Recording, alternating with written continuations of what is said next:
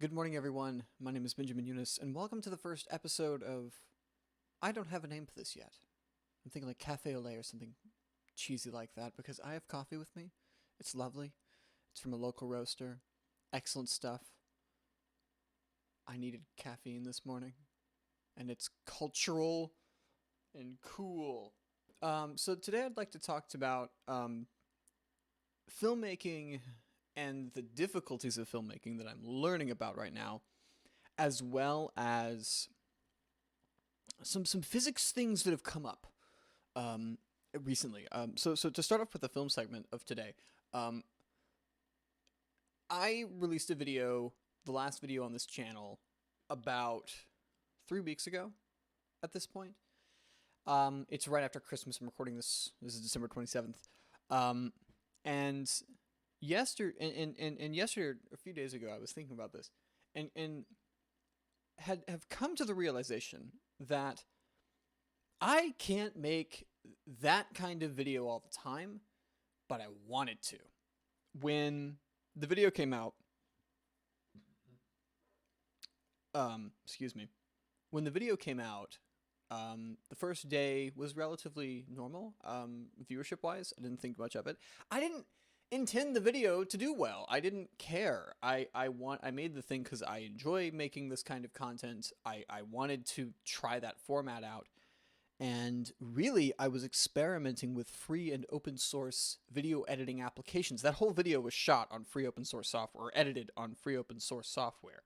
Not a single piece of proprietary stuff, including the operating system. I'm actually recording this on Linux. I'm running Debian 11, just to see, hey, can you do it all free and make it look pretty good?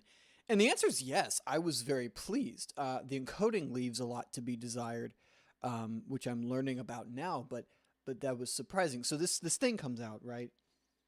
And I'm shocked that the day after it picks up some traction, it gets 400 views. And that's not much in the grand scheme of things. It's not. It's a very small number. But it performed really well in terms of comments. I received more comments on that video than a video that had 10 times the views. The most, like, quote-unquote micro-viral video, I'll call that, had 4,000 views, picked them up very quickly, and it was me yelling at a rocket landing. And that got about half the comments that this got, and about half the likes. And this had 10 times less views, meaning it got a bunch of engagement and 12 subscribers from it. So long and short of it, this got an engagement. And I thought, I enjoyed making this thing. It got engagement. Maybe this would be a good idea to keep doing because I like it and people like it. That's a great thing to have happen. And I thought the next few weeks I spent scripting up the next video, continually trying to find a good video idea. The first script turned into a much bigger project that I was almost pleased by because it's really a cool idea. I'll talk about that at a later date. But nothing really for the format that was the micro-documentary format.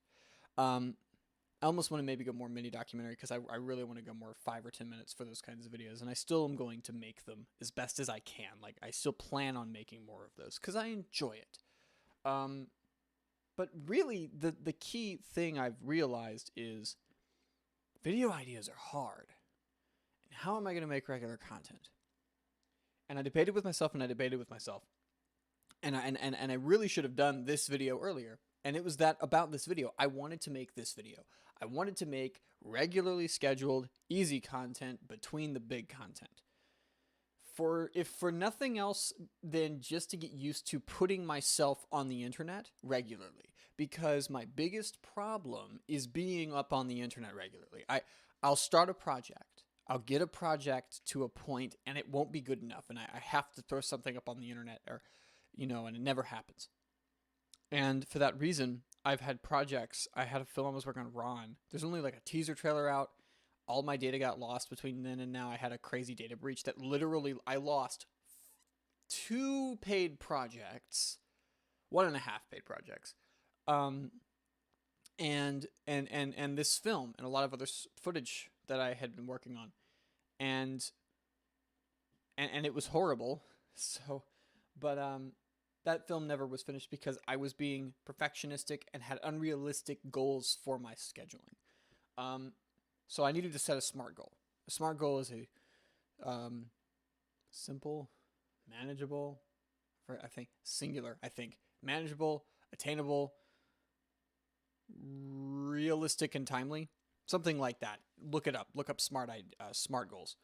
Um, and this was not a SMART goal because it wasn't realistic. And I need to build more realistic goals. I can make a video like this every stinking day. I don't have to, but I want to at least make one a week. So I'm just going to start there. That's easy. I can sit in front of this camera and talk for hours. I shouldn't, but I could. So that being said, I've really learned that I need to be more attainable with my goals and realistic with my goals. And I'm not going to release the next one of those videos unless I'm pushing myself through that weird barrier of just throwing stuff on the internet. The more I do that, I think the easier it's going to be for me to continue to produce larger projects, because then the challenge goes from releasing the thing to making the thing. And that's what I want to be focusing my mental energy on, not the fear of failure on the internet, of not getting enough clicks, of not doing the right thing. I'm not on the internet for clicks. I'm not doing this for that. I'm doing this because I want to hone my craft as a filmmaker and bring the worlds of physics and film together in some weird maniacal way. Speaking of physics, nuclear fusion, and the future of energy on this planet, I really find this piece of news fascinating because fusion energy as a concept is just, it's science fiction. For those of you who don't really know what fusion energy is, the sun is doing something very similar to what we're trying to pull energy out of. And what essentially was done is we took a bunch of lasers. Sounds very science fiction. We took a bunch of lasers, we fired them at a single point to compress a sphere of, I believe it was deuterium, to an incredibly small point. And then that small point explodes out and generates force, generates light, generates radiation, resulting in energy output because of these deuterium atoms fusing into heavier tritium and other elements. I'm not 100% sure on the specifics, but the idea is you're fusing lighter elements into heavier elements or isotopes. When news broke of this a few weeks ago, my first thought was, okay, they got more energy out of it than they put into it. Number one, and I'm totally stealing this from, what's the guy's name? John Scott. So thank you, John Scott, for this information. I watched his video on this, which I highly recommend.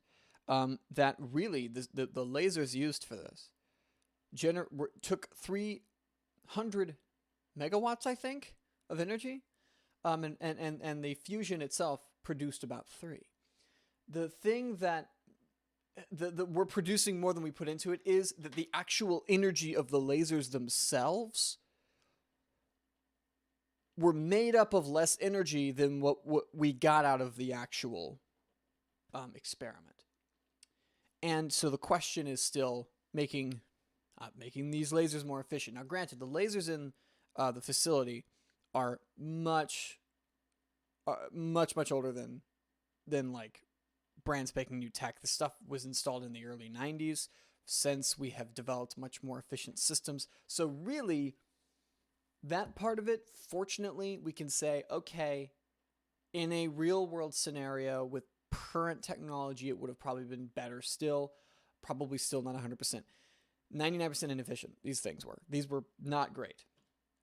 But the point is, this proved, without a doubt, that we can, in fact, take energy, focus it to a point, producing a fusion reaction, and then pulling more out of it than we put into it. That's the importance of this discovery.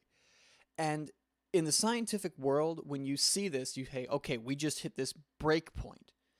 This starts the ball rolling. The ball's not there yet. We've got a long way to go. But it gives that first real tenable step and transition into something very, very interesting. And I'm very, very intrigued to see where that goes. I can't think of many other science, space news, physics things. How about that quantum mechanics? Isn't that weird? I'd love to talk about that. I might wait for next episode to talk about it, but for today I'll just leave you with that. This series could be interesting. I am going to try to mush physics and filmmaking together. I'm going to talk about my filmmaking. I'm going to talk about my physics that I'm doing and that the world is doing and all that stuff, and hopefully take some people along for the ride as well. So yeah, it's a traditional vlog. Oh my gosh, it's like 2000s YouTube. But anyways, thank you guys so much for watching this video. I hope you guys enjoyed it. Please, in the comments down below, let me know what you liked about it, what you didn't like about it, all the good stuff. And I'll see you guys in the next one.